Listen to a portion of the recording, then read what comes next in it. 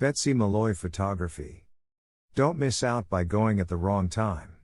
Dumbo the Flying Elephant closes intermittently to accommodate fireworks performances. Like any other attraction at Disneyland, Dumbo also sometimes closes for maintenance, renovation, or upgrades. To find out, check the Park Hours tab of the monthly calendar page to see what's being worked on.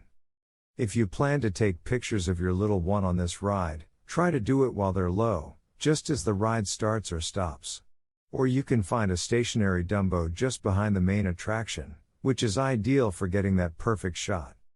About seating. In theory, the ride vehicle should fit one adult and 2 kids, but it's really a tight fit. It might be better to give the kids an elephant to themselves if they're old enough. If you have 2 kids and it's possible to split them up, it's best to put only one child in each vehicle, so they don't fight over the control stick. Dumbo is perfect for the little ones, but it's only one of the kid-friendly rides at Disneyland.